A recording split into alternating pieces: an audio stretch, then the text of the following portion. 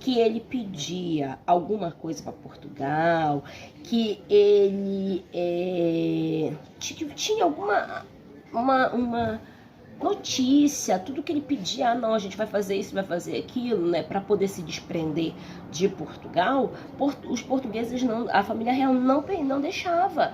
Ela começava a anular os decretos, melhor dizendo assim, acabavam anulando os decretos, tudo que ele pedia, dizia não, não, não, não, não.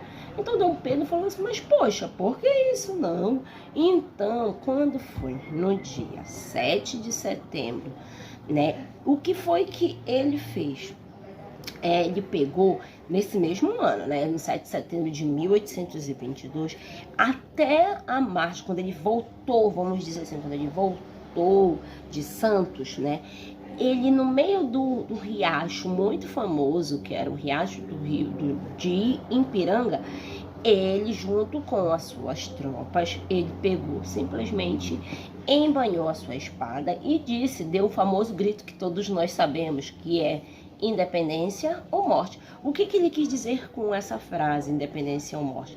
Ele estava falando que a partir do momento que Portugal não estava liberando, via anulando essa independência, esse desacordo, né, vamos dizer assim, entre Brasil e Portugal, ele usou com os seus partidários, com as pessoas que estavam envolvidas sobre esse movimento, ele usou e dizer, se vocês não vão me dar a independência, então vamos lutar até a morte.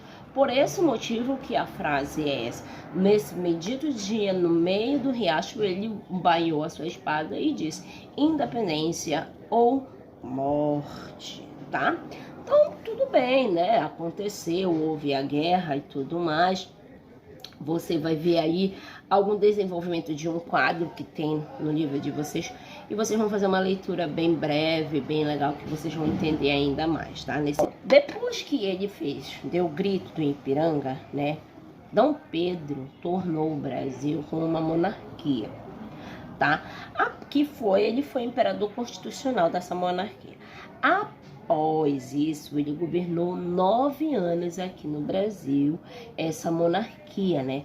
Quando Dom Pedro I faleceu, Dom João, o rei de Portugal, ele, pai de Dom Pedro, veio para o Brasil e veio pedir os seus lucros, veio pedir suas terras, né? Ele queria tomar posse do Brasil. Só que José Bonifácio de Andrade disse que não senhor. Por quê? Dom Pedro I deixou seu filho aqui no Brasil, ele tinha aproximadamente 5 anos, então quando ele deixou o filho dele aqui no Brasil, quem iria reinar o Brasil, entre aspas, né? Quem ia ser o monarca era Dom Pedro, né? O seu filho de Dom Pedro.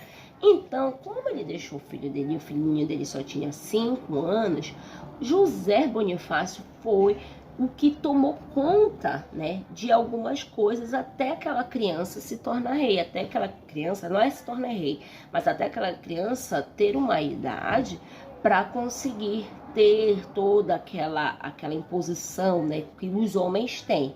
Então ele ainda era uma criança, então ele estava José Bonifácio estava treinando o filho de Dom Pedro para poder reinar, para poder tomar conta, vamos dizendo assim, do nosso Brasil. Tá? Então, qual foi o título denominado para Dom Pedro, filho de Dom Pedro? Dom Pedro II, que era o filho dele, tá bom, crianças? Então, a partir desse momento também, né, você vai ver que a família portuguesa, né, ela começa a se desprender, a se desligar.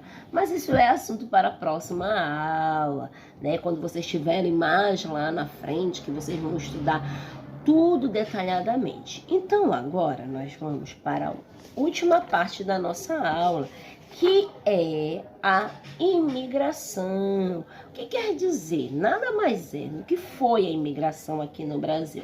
Nada mais é do que a vinda de pessoas para o nosso Brasil, da mesma forma, né?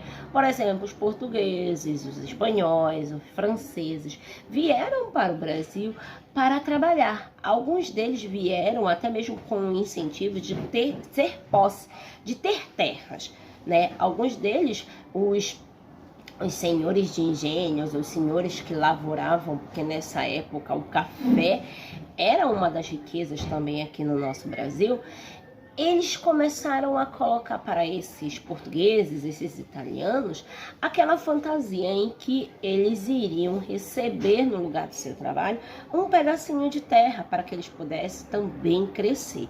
Só que muitas das vezes isso era mentira, eles só sabiam trabalhar e acabavam que eles não recebiam nem um pedaço de terra. Alguns deles trabalhavam na parte de lavoura, né, na parte da lavoura, e outros trabalhavam na parte das indústrias, nas partes de montagem, né, como eles iam fazer o café, como eles iam deixar aquele café debulhado.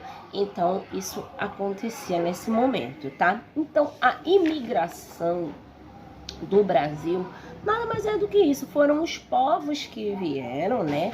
Os povos que eu digo que são os europeus, né? Também os italianos. Aí já veio só isso? Não, veio o japonês também, veio os africanos. E também vieram alguns escravos também no meio deles que vieram trabalhar. Só que os escravos, supostamente alguns eram libertos, outros não, que eram os africanos, né? Mas a maioria que vieram para o Brasil, eles não eram escravos, eles eram povos livres, né? Eles eram imigrantes. Então o que eles faziam? Começavam a fazer a sua vida aqui no Brasil. Os turcos, os húngaros, por isso que nós chamamos que o nosso Brasil, ele é miscigenado, nós temos uma miscigenação.